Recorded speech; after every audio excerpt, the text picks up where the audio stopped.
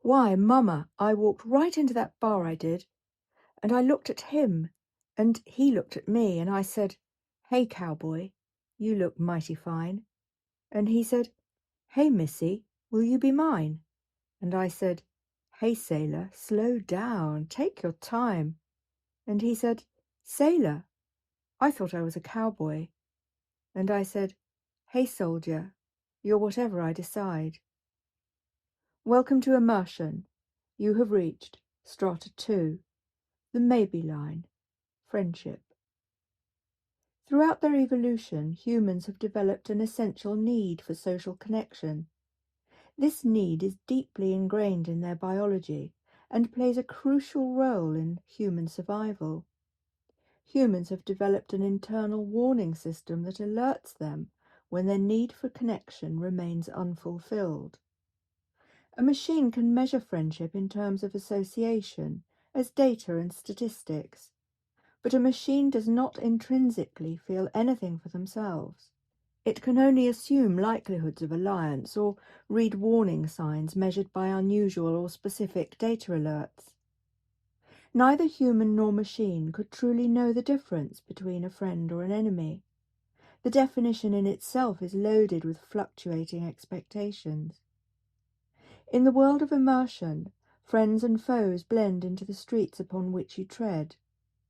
Beware the nightingale, for it may be a vulture. Bonne chance, my friend, bonne chance. Renike felt the cat's whiskers on his nose. It was a strange sensation. His touch and feel receptors could have been faulty. "Well, Mr. Rat," Pos interjected, "the rodent appears to be female." "Well, hello, Mrs. Rat," sniggered Renike. "I could do with some company, and who knows, you could be helpful at some point."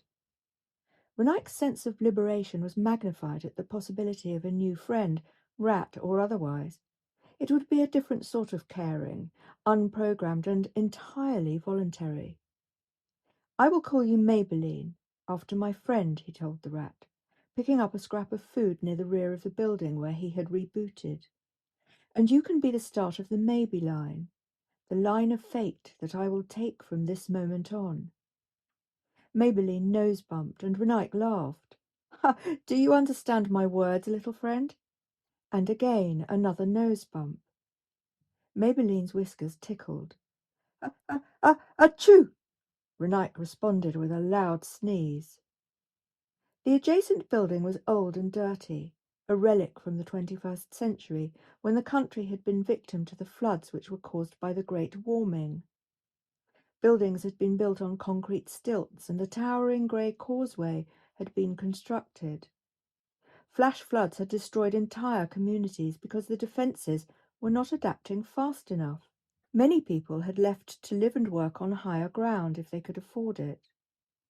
But because the buildings were small and enclosed to keep the rains out, they had proved problematic for the spread of the pandemics. Humans working in the city centres had a much lower life expectancy. Androids were unaffected by the human viruses, so they took over production and services. But then there were tech viruses, which were devastating and could render entire organisations completely defunct or, worse still, dangerous. Businesses had begun to fold under the weight of industrial and corporate sabotage. The sun was shining. It was late winter but warm. Renike had rarely left his connected human domain in the midcasts. It felt good in the open air. Even the gardens in the projects had air conditioning to purify and cleanse the environment and to ensure a super clean air bubble. Renike checked an address in his database and engaged his GPS. It was the headquarters of Redact, the place he needed to get to. That, at least, was one thing he could remember. He was 30 miles east, only slightly off target, according to the map. He was expected there soon, and he resolved to make haste on this unknown journey. To be continued. Copyright 2025, Sarnia de la Maré.